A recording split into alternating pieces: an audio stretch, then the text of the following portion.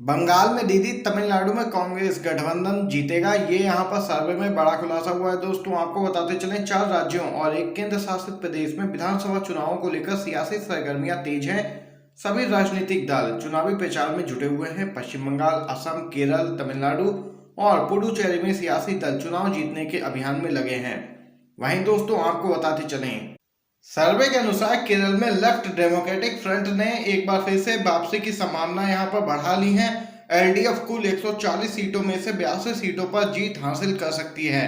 वहीं यूडीएफ 56 सीटों पर जीत हासिल कर सकती है, जबकि बीजेपी का केरल में खाता भी नहीं खुलेगा। सर्वे के अनुसार तमिलनाडु में सत्ता बदलने के संकेत मिल चुके हैं। एआईएडीएमके की अगुवाई वाले गठबंधन को सिर्फ 62 सीटें मिलने का अनुमान है। वहीं डीएमके के नेतृत्व वाले यूपीए गठबंधन को 158 सीटों पर जीत मिल सकती है। कुल मिलाकर तमिलनाडु में यूपीए की सरकार बनने के संकेत मिल चुके हैं दोस्तों। वहीं पुडुचेरी में एनडीए की सरकार यहां पर नहीं बनने की संभावना है। सर्वे के मुताबिक 30 विधानसभा सीटों में से एक बार फिर से कांग्रेस को यहां पर जीत मिल सकती है और पुडुचेरी में भी बीजेपी को लगेगा जोरदार झटका। दोस्तों बात करते हैं असम की। असम में भी बीजेपी की हालत कुछ ठीक नहीं है। असम में एक बार फिर से यहां पर देख सकते हैं बीजेपी को बड़ा झटका लग सकता है। यूपीए गठबंधन को 126 में से 67 सीटें मिलने का अनुमान है। हालांकि एनडीए को यहां पर 57 सीटें आ सकती हैं। आपको बता दें दोस्तों, असम में 126 सदस्यीय विधानसभा में बहुमत के लिए 64 सीटें चाहिए, जिसमें कांग्रेस यहां पर बहुमत प्राप्त करती हुई दिख रही है। अब दोस्तों आते हैं पश्चिम बंगाल में। पश्चिम बंगाल में टीएमसी एक बार फिर से सत्ता में वापसी करती हुई दिख रही है 154 सीटों के साथ। वहीं दोस्तों बीजेपी 100 का आंकड़ा भी यहां पर पार नहीं कर पा रही है और बीजेपी को इतनी ही सीटों पर संतोष करना पड़ेगा। तो देख सकते हैं एक बार फिर से पश्चिम बंगाल में सीएम बनेंगी ममता बनर्जी और बीजेपी को लगेगा जोरदार झटका। दोस्तों अगर आप लोग भी इस सर्वे से सहमत हैं तो वीडियो को लाइक कीजिएगा, चैनल को सब्सक्राइब करके कमेंट बॉक्स में कमेंट जरूर कीजिएगा। बीजेपी हटाओ, देश बचाओ। वामपंथी रैली की तस्वीर पोस्ट कर मोदी की रैली की भीड़ क्यों बताई? जी हां दोस्तों, जिस वामपंथी पार्टी को बीजेपी और इसके समर्थक लगातार कोसते रहते हैं, यदि उसकी ही रैली की तस्वीरों का इस्तेमाल कर प्रधानमंत्री मोदी की रैली की भीड़ बताई जाए तो इस पर आप क्या कहेंगे? यह सब तब हो रहा है जब पश्चिम बंगाल विधानसभा चुनाव का प्रचार यहां पर जोरों से चल रहा है। जब प्रधानमंत्री मोदी ने कोलकाता के ब्रिगेड परेड मैदान में रैली की तो उनकी पार्टी और कुछ अंधभक्तों की ओर से ऐसी ऐसी तस्वीरें भी सोशल मीडिया पर पोस्ट कर दावा किए जाने लगा जैसे अपूर्व भीड़ जुटी हो। आपको दोस्तों बता दें कि बीजेपी के अंधभक्तों ने वह तस्वीर ट्विटर पर साझा की जिसे वामपंथी रैली का बताया जा रहा है। वामपंथी रैली पश्चिम बंगाल में हुई थी, उसमें खासी भीड़ जुटी थी और यहाँ पर भीड़ देखते ही बन रही थी और उसी तस्वीर का यहाँ पर इस्तेमाल किया है बीजेपी पार्टी ने, जिसे कि अब वह प्रधानमंत्री मोदी की रैली की तस्वीर बता रही है। रिपोर्ट के अनुसार कई राज्यों की बीजेपी के आधिकारिक ट्विटर हैंडल और बीजेपी के प्रवक्ताओं ने भी उन तस्वीरों को ट्विटर पर साझा किया, लेकिन जब उन तस्वीरों को लेकर सवाल उठाए जाने लगे तो फिर उन ट्विटर हैंडल से तस्वीरें गायब होने भी लगीं।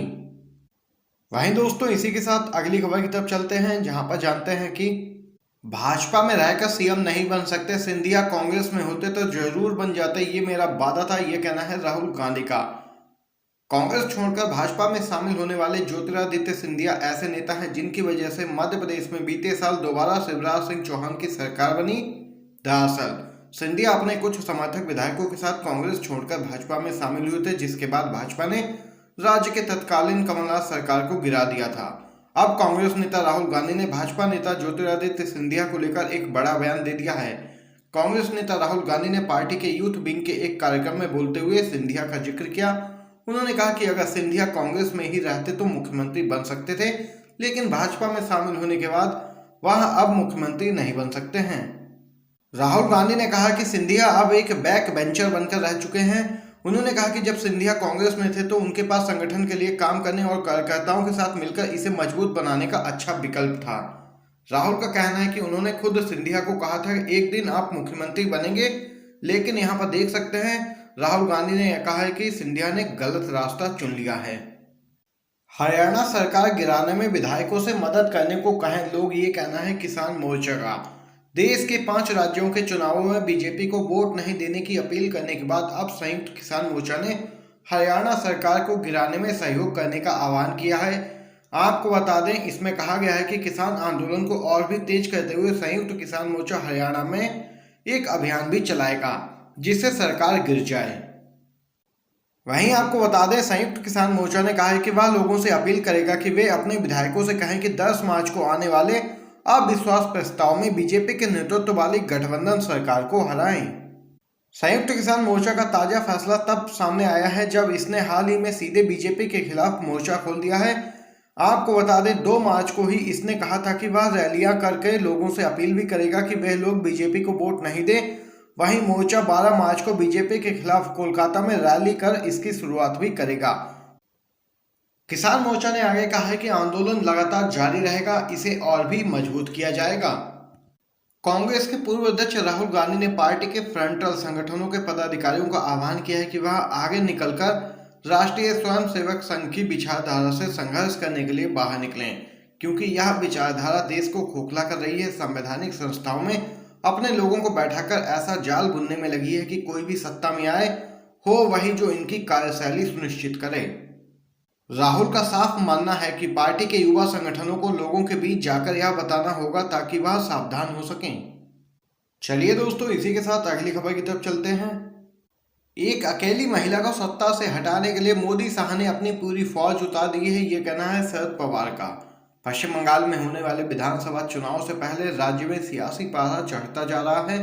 ममता बनर्जी के समर्थन में कई विपक्षी दल आगे आ चुके हैं। समाजवादी पार्टी, आरजेडी और शिवसेना के बाद अब एनसीपी ने भी मुख्यमंत्री ममता बनर्जी के पक्ष में बड़ा बयान दिया है। बताते चले दोस्तों, एनसीपी के राष्ट्रीय अध्यक्ष शरद पवार ने कहा है कि मुख्यमंत्री ममता बनर्जी को सत्ता से दूर करने के लिए देश के प्रधानमंत्री और गृह मंत्री अमित शाह, भाजपा के 50 मंत्री और कई अन्य राज्यों के मुख्यमंत्री भी लगाए जा चुके हैं। एक अकेली महिला को सत्ता से हटाने के लिए मोदी सरकार अपनी पूरी ताकत लगा रही है। दरअसल एनसीपी अध्यक्ष शरद पवार रांची में अपनी पार्टी के सम्मेलन में शामिल होने पहुंचे थे, जहां पर उन्होंने मोदी सरकार पर जमकर हमला बोला। तो दोस्तों, यहां पर यह बड़ी खबर निकल के आई है। इसी के साथ अगली खबर की तरफ चलते हैं। पंजाब के बजट में कई बड़ी घोषणाएं, किसानों को कर्ज माफी, महिलाओं बच्चों को फ्री बस यात्रा, बुजुर्गों को भी सौगात। जी हां दोस्तों, कैप्टन अमरिंदर सिंह सरकार ने बीते दिन बजट पेश किया। बजट में किसानों और महिलाओं को ध्यान में रखते हुए पंजाब सरकार ने कई खास घोषणाएं भी की हैं। आपको बता दें, बुजुर्गों के लिए सरकार ने बड़ा कदम उठाते हुए बुढ़ापा पेंशन को दोगुना कर दिया है। इसके अलावा सूबे की महिलाओं और विद्यार्थियों को मुफ्त में बस यात्रा की सौगात दी गई है। आपको बता दें, किसानों के लिए नई योजना कामयाब किसान खुशहाल पंजाब भी शुरू होगी। सिंघू बॉर्डर के नजदीक अज्ञात लोगों ने की हवाई फायरिंग, जांच में जुटी पुलिस, खंगाल रही सीसीटीवी। कृषि कानून के खिलाफ सिंघू बॉर्डर पर किसान विरोध प्रदर्शन स्थल के पास बीते दिन अज्ञात लोगों ने हवाई फायरिंग की और फरार हो गए। हालांकि इसमें किसी भी तरह का कोई नुकसान नहीं हुआ है। पुलिस फायरिंग को लेकर जांच कर रही है। बता दें कि लगभग 100 दिनों से किसान सिंघू बॉर्डर पर धरने पर बैठे हुए हैं। यह घटना उस समय हुई जब किसानों को धरना स्थल पर लंगर बांटा जा रहा था। पुलिस सिंघू बॉर्डर पर लगे सीसीटीवी कैमरे भी खंगाल रही है। सिंघू बॉर्डर पर ज्यादातर पंजाब और हरियाणा के किसान धरने पर बैठे हुए हैं। हवाई फायरिंग के बाद वहां के लोगों में डर का माहौल है। बजट सत्र, ईंधन की बढ़ती कीमतों को लेकर राज्यसभा में हुआ हंगामा, चर्चा कराने पर अड़ा है विपक्ष। दोस्तों, बताते चले, बेहद बड़ी खबर है।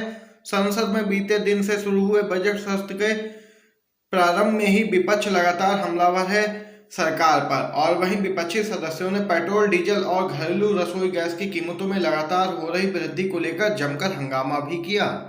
वहीं विपक्ष इस ज्वलंत विषय पर लगातार चर्चा कराने की मांग पर अड़ा है, लेकिन यहां पर हंगामे के बाद राज्यसभा की कार्रवाई भी स्थगित कर दी गई।